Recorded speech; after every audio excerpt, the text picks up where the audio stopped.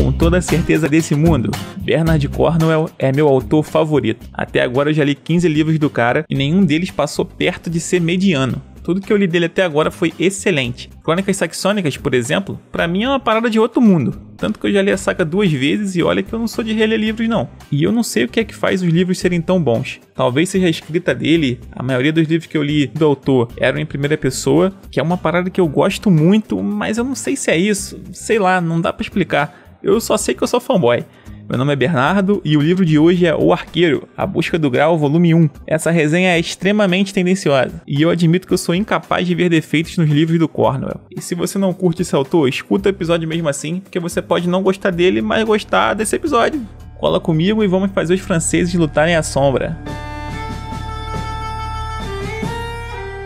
A trilogia da Busca do Graal vai se tratar, como o nome já diz, da Busca do Graal. E o Santo Graal, para quem não sabe, é o cálice que Jesus bebeu vinho na última ceia e o José de Arimateia usou o mesmo cálice para colher o sangue de Cristo na crucificação. Assim, na verdade ele é essas duas coisas e não é. Tem muita lenda no meio e umas informações aí truncadas e tal.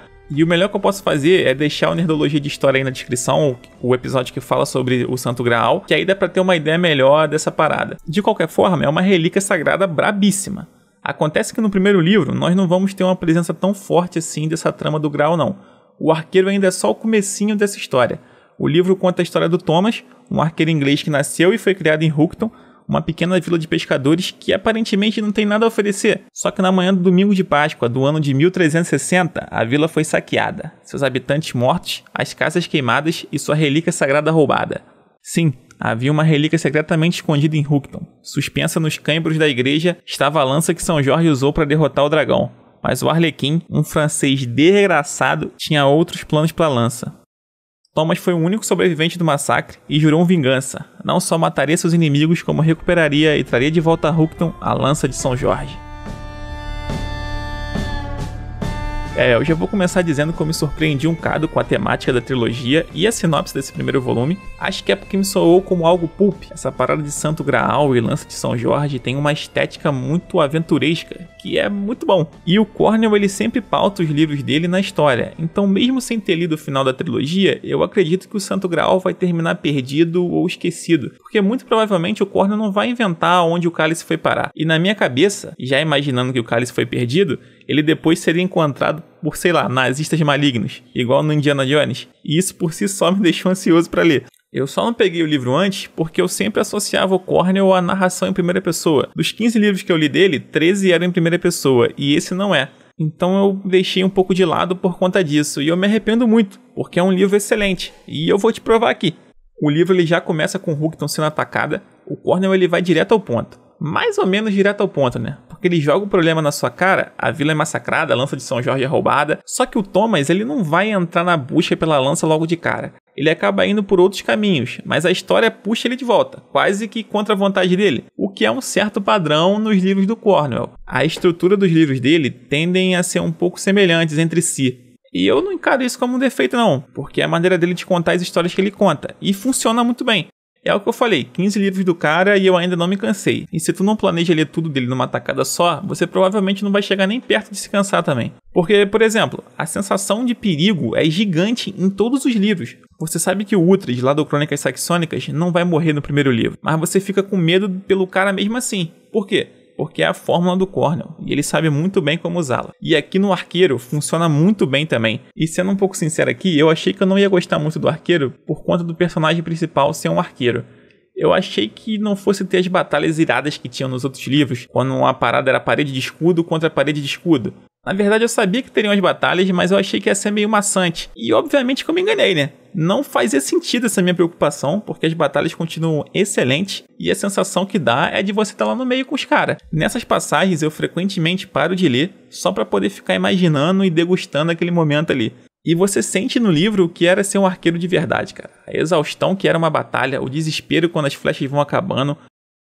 Em resumo, eu perdi completamente qualquer preconceito que eu poderia ter com arqueiros. E a riqueza dos detalhes é muito impressionante também. E depois de parar para pensar nisso, eu acho que foi aí que o Cornwell me cativou, nos detalhes. Não só das batalhas, que são extremamente bem descritas, você consegue se situar muito bem no que está acontecendo, onde os exércitos estão e como estão se movendo e tal, mas nos pequenos detalhes mesmo. Coisas como vinagre e areia fina para polir cota de malha, a parada dos arqueiros não usarem aljavas e sim um saco de vime esquisito, ou o Thomas ter pintado o arco para a madeira não ressecar, e por aí vai. O Cornell é mestre nisso. A quantidade de notas que eu tenho aqui sobre as coisas que eu li no livro do cara é impressionante. Eu aprendo muito lendo as paradas dele e eu pretendo ler e reler até não aguentar mais, porque é realmente muito bom. É pura nerdice, eu sei, mas eu gosto muito disso. E se você se perguntou se isso não seria maçante, não é. O Cornell ele sabe dosar bem onde pôr os detalhes. Ele não fica esmiuçando as paradas, não. Ele te dá o suficiente para você imergir e te deixa aproveitar a pancadaria.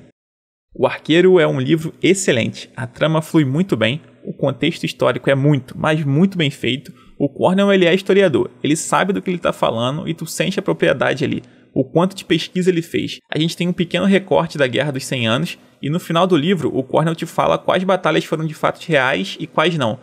Nem tudo dá pra ser real no livro, né? Porque a realidade não precisa fazer sentido, mas a ficção sim. Então ele inventa algumas batalhas para deixar a trama mais coesa. Mas para tranquilizar os mais aficionados pela história, ele não inventa nada que pudesse ter um grande impacto na história do mundo, não. Não vai morrer um cara importante ou tomar uma cidade que é muito grandiosa e que pudesse gerar um impacto hoje na nossa vida. Não, é um negócio tranquilinho. São coisas pequenas, só para deixar a trama mais dinâmica, para você se apegar mais ali aos personagens e tal.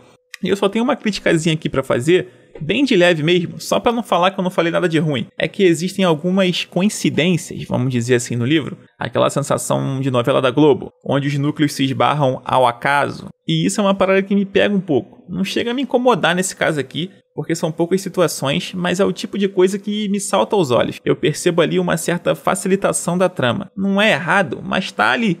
E falando um pouco dos personagens, eles são excelentes. Você se afeiçoa muito rápido a eles. O Conde de Northampton, brabo demais, meu boneco favorito. Tem o Will Skit, a Blackbird, o Sir Guilherme Devec. Tem um judeu também meio maluco que ele bebe mijo lá, um negócio meio doido, que é um personagem incrível e é o meu segundo favorito. É só boneco bom, cara. E o Thomas em si também é um personagem excelente. Eu não acho ele o melhor protagonista do Cornell não, mas ele cumpre bem seu papel. Ele é bem construído, a relação dele com a fé é bem maneira também. Ele carrega uma pata de cachorro em volta do pescoço, simbolizando lá o São Guinefort. E é aquele misto de deboche e devoção, que também é marca registrada do Cornell. E eu sempre ouvi falar dos arqueiros ingleses, e nesse livro eu entendi o que eles eram. E é muito curioso o fato deles terem durado tão pouco, porque eles deram muito poder à Inglaterra, mas eram apenas uma, entre aspas, moda da época. Porque para ser um arqueiro, o cara tinha que treinar desde muito novo, e isso é extremamente complicado. Foi uma parada que aconteceu durante um período da história, mas assim que perdeu força foi praticamente extinto. Tanto que quando chegam as armas de fogo, os arcos foram substituídos. E o interessante é que no início os arcos eram mais precisos e mais eficientes que as armas. O arqueiro inglês estava pondo a terceira flecha no arco quando a primeira estava chegando no alvo, então era uma parada incrível. Só que a gente cai na questão do treinamento, né? Qualquer Zé Bunda dá um tiro com mosquete, mas para usar o arco ele tem que treinar desde a infância, então é inviável a longo prazo. Ah, cara... Que livro, senhoras e senhores, que livro. Se você gosta de história, mesmo que seja só um pouquinho de nada, eu não tô recomendando não, eu tô pedindo, por favor, leia Cornell. Eu amava história no ensino médio e no pré-vestibular eu era o chato da turma. Antes do professor terminar de fazer a pergunta, eu já estava respondendo. E o Cornell provavelmente é o responsável por isso. Mas mesmo que você não seja fã de história, O Arqueiro é um livro excelente. Fica aí a minha recomendação. E é isso. Esse podcast infelizmente vai chegando ao fim. Cara, eu tenho tanta coisa pra falar do Cornell que eu mesmo me impressionei. Tanto que eu tava gravando um episódio, só que eu decidi parar e apagar e fazer de novo. Porque toda hora eu entrava num tema e falava que, mas eu não posso discorrer muito aqui não, porque senão vai estourar o tempo. E aí eu saía do tema. O episódio ficou meio esquisito. E aí eu resolvi regravar, falar só o que eu achei do livro, dar uma pinceladinha no que eu acho do Cornell no geral. E no futuro, quando eu estiver me expressando melhor e souber fazer um roteiro mais elaborado e o podcast estiver com uma qualidade melhor como um todo, eu volto aqui para falar do Cornell, para ficar de um jeito realmente 100% excelente.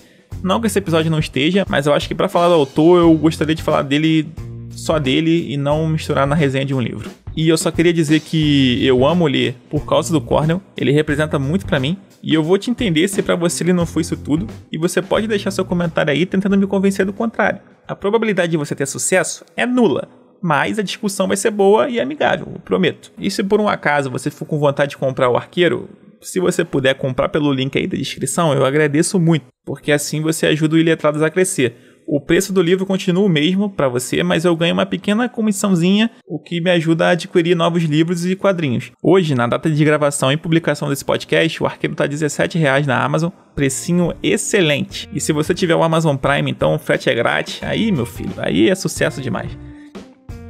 Esse podcast está nos maiores agregadores que a gente tem no momento. Tá no Spotify, no Google Podcast, no iTunes e também vai lá no YouTube. Ainda não tem vídeo lá, é só o áudio e uma imagem estática, mas em breve eu vou pôr vídeo lá também. Se você quiser enviar seu e-mail, o endereço é iletradospodcast@gmail.com. E eu não posso esquecer de mencionar que eu fiz uma arte pro canal. Eu não, né? Um artista de verdade. Ficou brabíssimo. Como meu estilo de livro favorito é fantasia e ficção histórica, eu achei que seria bacana a logo do Iletrados ser um guerreiro de armadura. E aí, no caso, ele tá usando um fone de ouvido para representar o podcast, entendeu? Modéstia à parte, eu achei uma ideia muito boa. Foi o Arthur que fez a logo, primo do Rafaelzinho, que é um membro fantasma aqui do podcast. E ficou muito boa a arte, o cara manda muito bem e eu gostei muito, muito mesmo. E eu espero que vocês tenham gostado também e a gente vai ficando por aqui. Tamo junto, um abraço.